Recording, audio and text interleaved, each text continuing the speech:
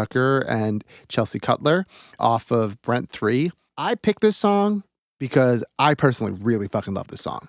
It's like actually funny you picked this one because I don't even like remember which ones were the singles because I like did a lot of the production across it, but like that one wasn't. So I'm glad, and like that was one that I thought specifically remember the production to be very cool, and so I'm glad you picked it. Yeah, I just like, I mean, listen, like I love all of the Jeremy and Chelsea collaborations are fucking amazing.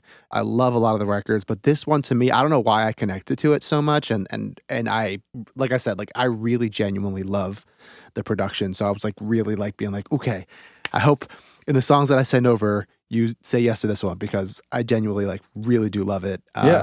Kudos to you guys. Sorry, go ahead. No, I was just gonna say specifically with Brent as well.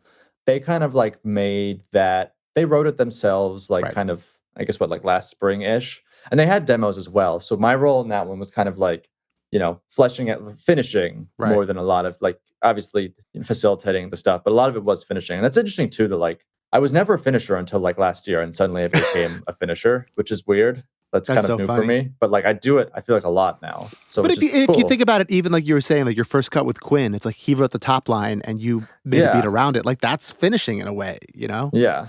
Like, but yeah. So what's the story behind that? You're saying that Jeremy and Chelsea wrote it themselves. When did they eventually bring it to you? This should have been last probably July, I think. Yeah, they had wrote it like they wrote I think a lot of the songs like last spring, and then around last June, July, we had kind of like gone to the studio. And then we went to, have you been to Infinite Family in Burbank before? No, I've never been there. No, I haven't been there.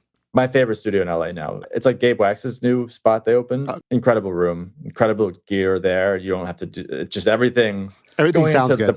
Going into the production a little bit, I'm pretty sure I went through the session last night. That main guitar is, I don't know exactly what model it is because it's a guitar that just is at Infinite Family. I think it's some sort of Gibson ES, like semi-hollow with flat wound strings specifically. That's what that main guitar is. And it's like that guitar doubled both a room mic and an amp mic on top of Jeremy's original acoustic, or Jeremy, I don't know who played acoustic. It would have been Jeremy or Chelsea on top of their like demo recording acoustic guitar. Right. So I don't know how much it sounds like when you turn it on, but there's that track alone is like 8 or 10 tracks in Ableton of just like that main guitar part. So like when you went back to go and asking me about like width and how that stuff happens, well, like, there's a bunch of mics around that guitar and it's layered with another guitar, but probably very quietly. And that's where like you suddenly start to see like, oh, that's how some of that stuff sounds like very three-dimensional, you know?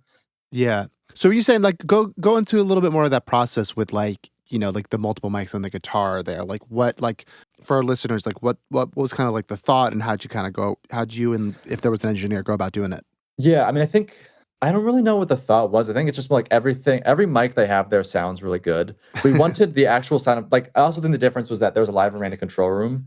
Jeremy played that and I'm pretty sure he was in the control room. So we wanted something going on in the control room and the live room. Okay. So, and the amp I think was honestly cranked up pretty loud. So I think there's just like probably if I know what we would have done then, there was probably like a small diaphragm condenser on the amp. Mm-hmm. And then something probably, I don't know, 6 inches to a foot from like him playing it. And I think specifically because it's a semi-hollow guitar that we would have done that. Right. Because it projects a little bit of its own.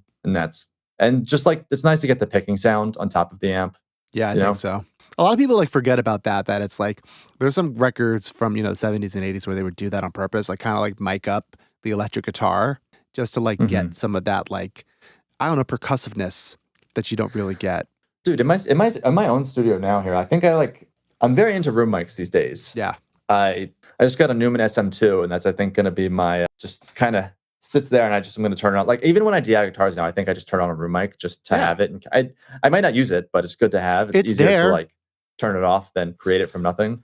Dude, I've been saying that for years. I like want to like get like, because my studio isn't that big, I want to get like a ceiling mic that that's just like kind of always recording whatever I'm recording, just in case, because you never know.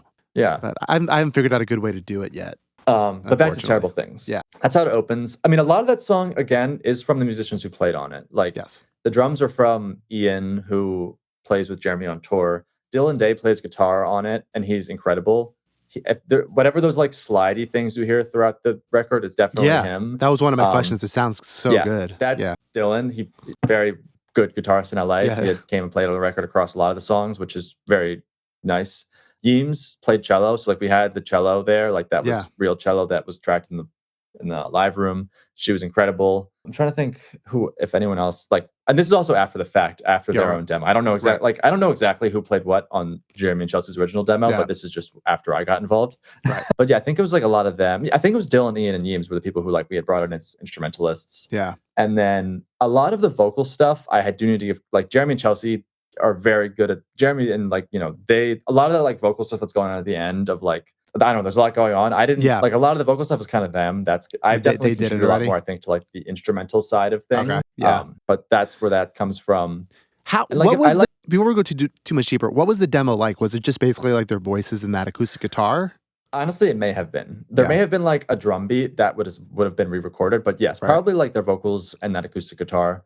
And like some, no, actually the thing that opens it, the da da da da, like that Right. arpeggio was in there. So like there were production elements, but like not, just kind of not fleshed out as much as we did at the Right. end, you know? There probably Right. was not much going on by the end of it, but like probably like 3 or 4 main pieces that probably stayed through it. Yeah, of And then course. everything else was kind of built around it. I love it. I think one of my favorite parts about that production, funny enough, is the snare drum. And Yes, and how perfect it is for that song. It just it like cuts through, and it's not like in your face, but it's there. What is that, a real snare drum? Was that a yeah, sample? that's a real drum. I went through. There's no layer. That's all live drums. That song. Wow, And it's incredible. just Ian's performance. I mean, I think that he played again. It goes back to that's the drum kit in Infinite Family. Yeah. The studio sounds really good, built very well. I do think though it must have been he's not using a stick. I think that a lot. As I've done more drums this year, there's like, you know, you can use a stick. You can use the full on jazz Right, the thing. brushes. I'm not a drummer, so I don't Yeah. remember the exact terms. But there's like one of the sticks they have at Infinite Family is, I don't know, it's in between like sorry, what are they called? The jazz, The like brush, the steel brushes or the whatever. brushes. Sorry, yes. It's in between a stick and a brush. It's like more of like the wand vibe of Oh, like I know what but you're it's talking about. I don't know what they're called, but but it's I know what not you're that talking about. Yeah. either. It's like Okay. something I hadn't really seen before. I had to take a picture of it, but he's Okay. using something that like is somewhere in the wand realm, and that's Okay. like I think where a lot of the transients of specifically how that snare sounds and that stuff Yeah. comes in, and it's just tuned well. They have a nice drum kit, and kind of wherever I mean, maybe we did weird mic. I think we set up the mics, but we probably just threw them around the kit where you'd think they Yeah. would be. Yeah, nothing too crazy, but it's just like, so it is when it's like a good sounding room and you got a great drummer, like that's 95% of it Yeah. at the end of the day. So once you got the drums recorded, was there any like, do you like to do like drum bus processing, or you're hitting everything individually? Yeah, I mean, a lot of it, Jeremy, I think like that's where like Jeremy was with me while we were doing this production too. He's great at like finding the sound. He's really good at, I mean, he did he, engineered it in the fact that like he was putting through the preamps, found all the gains changing he liked, found like quick, even I think compression and stuff on the way in that he was Right. really into. I think specifically on those drum buses though, I remember we had a fair amount of use of like the Fab Filter plugins on like the drum processing kind of stuff. I think I don't remember exactly, but probably some sort of saturation between Saturn or Decapitator or something like that. Something like that.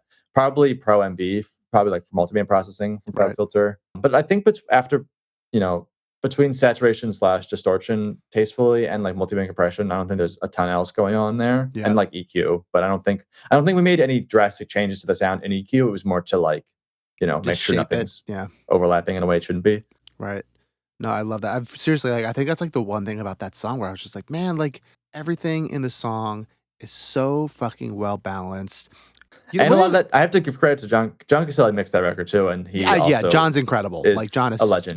John is my. know. I've never had the opportunity for him to mix one of my records, but he's probably one of my favorite mixers out there. Like every time I hear something that he mixes, I'm just like, man, this fucking guy just like knows what he's doing, especially with vocals. How he makes vocals sit